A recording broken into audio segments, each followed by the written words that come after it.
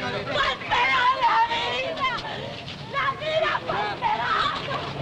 ¡Juan Peron, la vida! Grief and hysteria in Argentina.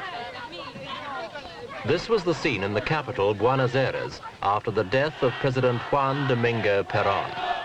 Thousands of young Peronistas filled the city center to chant the old political slogans in tribute to their dead caudillo.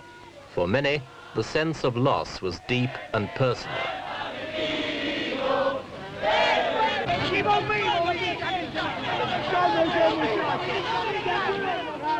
Juan Peron was arguably the most powerful political personality the Western world has produced since the Second World War. In Argentina, he was a legend long before he returned from exile last year. He generated a fanatical support among the great majority of Argentinians who had boundless faith in him and his abilities. At this rally, his last public appearance only 3 weeks before his death, over 100,000 people acclaimed his decision not to resign over the country's continuing political violence. The burden of leadership now passes to the dead president's widow, Maria Estela, popularly known as Isabelita. Only days before her husband's death, she had announced, as vice president, her takeover of all executive functions.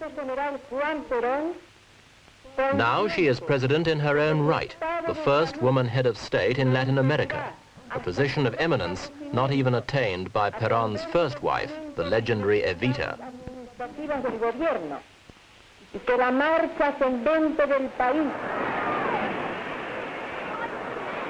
Peron was first elected president of Argentina in 1946. From the beginning, he drew his support from the great mass of underprivileged Argentinians, the descamisados, or shirtless ones. For many of them, he was an idol, the first Argentinian leader who really did something for the common man.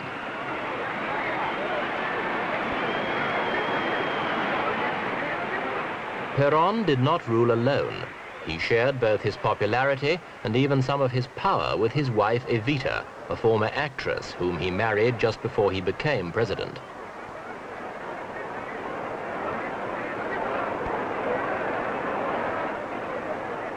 Despite his adulation by the masses, Peron was often a ruthless president, crushing opposition and ruling through the army, the police, and the labor unions.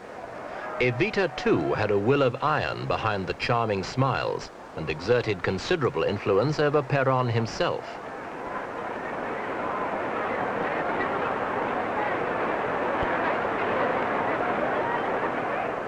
Peron brought to Argentina a new sense of national identity and a new political creed called justicialism, an ill-defined ideology which he claimed was a third way between communism and capitalism, and which favored the workers against entrenched oligarchs.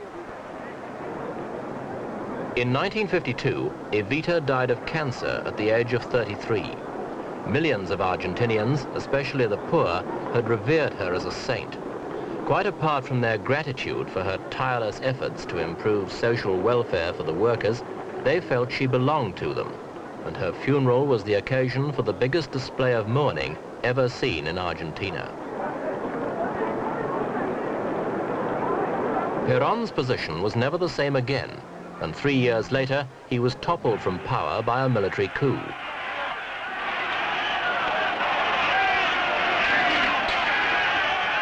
His portraits were burned, his supporters killed, and he was forced to flee the country. But though his 9-year rule was over, his philosophy did not die.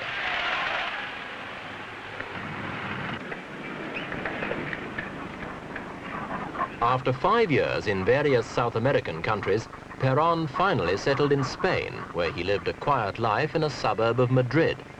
Though rarely seeking publicity, he kept in close touch with events back home. His third wife, Isabel, acted as an efficient secretary and was sent on several missions to Argentina and elsewhere. In Argentina itself, the workers refused to let Peronism die. The memory of Evita especially was cherished down the years, hardly an anniversary of her death passing without some kind of official recognition from the unions or the active Justicialist Party.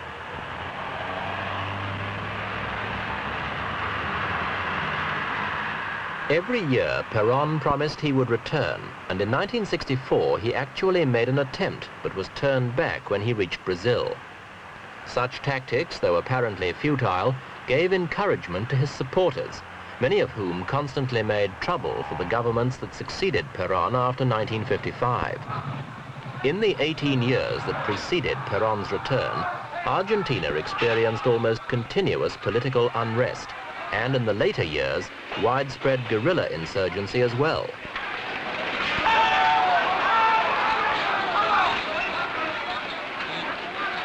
In 1969, hundreds of demonstrators were killed in riots in Cordoba and Rosario, and successive military regimes found they couldn't cope with the resulting mass alienation and unrest. Many individual generals and admirals became figures of widespread public contempt.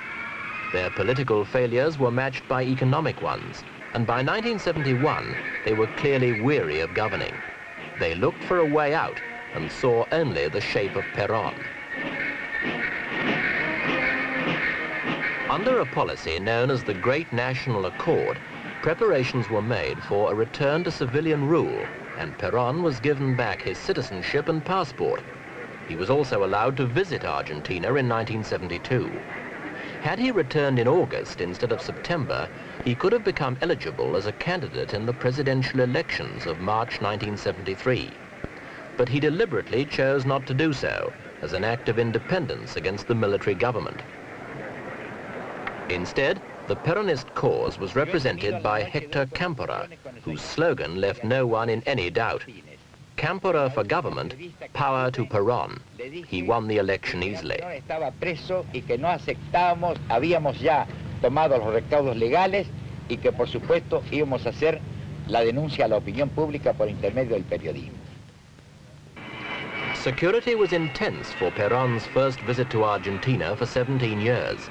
His hotel by the airport was literally an armed camp, surrounded by hundreds of troops equipped with everything from tear gas grenades to machine guns.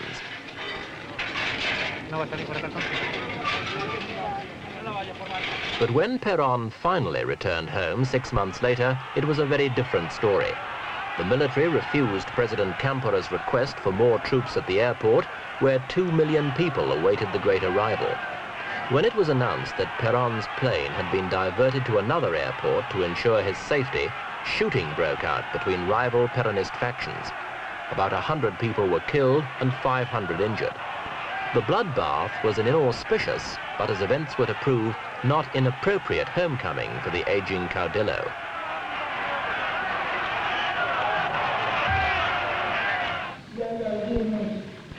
At 77, Peron looked fit, alert and confident. He slipped smoothly into the role of unofficial president presumptive. Within 3 weeks of his arrival, President Cámpora had resigned, and within another month, Peron and his wife had been accepted unanimously as justicialist candidates in the September elections. Although the violence that accompanied his return showed that the divisions in Peron's movement were very real and deep, all differences were momentarily forgotten in the heady atmosphere of the election campaign. When the results came in, they confirmed what everyone had predicted, a landslide vote that gave Peron and Isabel outright victory on the first ballot. It put the Peronistas on the streets in a crazy night of celebration.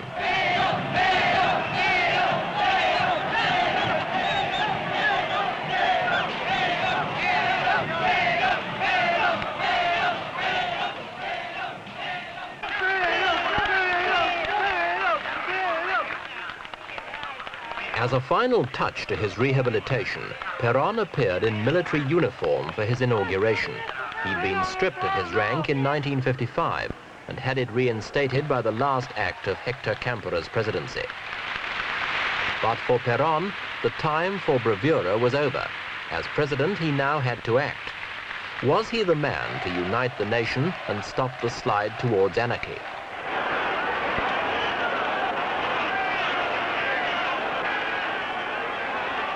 The months preceding Peron's election had been marked by innumerable examples of lawlessness conducted by a variety of extremist organizations, most of them left-wing and outside the justicialist movement.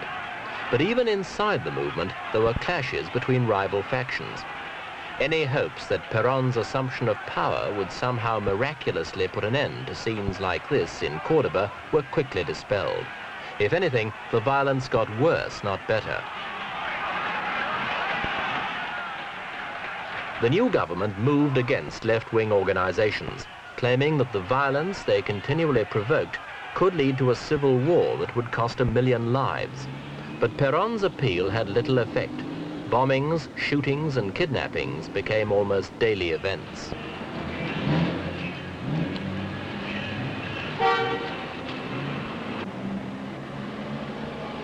The targets for these bomb outrages were often foreign-owned firms, especially American companies, which the left-wing guerrillas saw as manifestations of imperialism.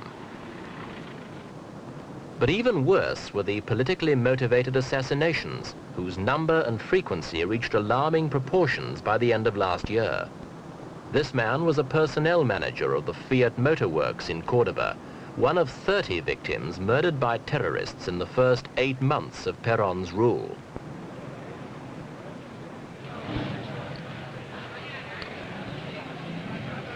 Another victim was Rogelio Correa, a labor leader on the right of the Peronist movement, who was gunned down in his apartment in Buenos Aires 3 months ago.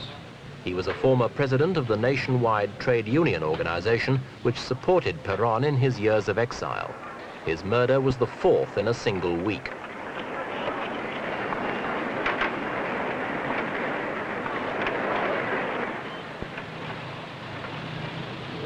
Not all the violence comes from the left. There have been 3 attacks on Socialist Workers' Party offices and 6 Communist Party headquarters have been hit. 3 men died in this attack and 6 people were kidnapped. One pattern to emerge is the kidnapping of foreign businessmen to raise ransom money to finance further guerrilla activities. In this warehouse in Buenos Aires, police uncovered the largest private arsenal ever found in Argentina. It belonged, police said, to the ERP, the People's Revolutionary Army. On the same day the arms cache was discovered, the ERP announced it had received $18 million in ransom money to free an American oil executive, and that the money would be used to finance guerrilla activities in 4 other Latin American countries.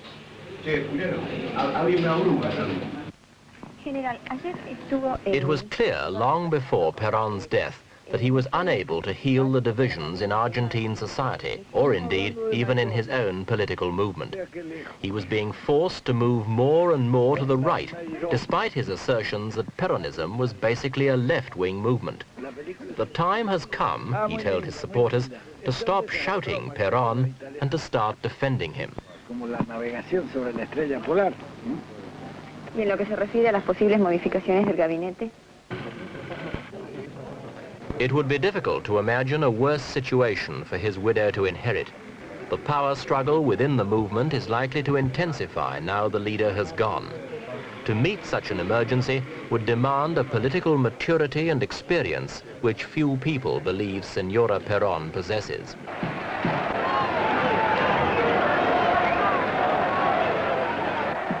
The big question now, of course, is will Peronism itself wither away?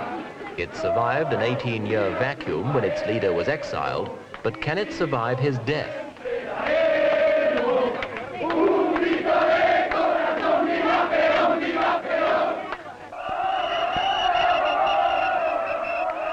Much of the movement's dynamism was generated by the personal contact between leader and led.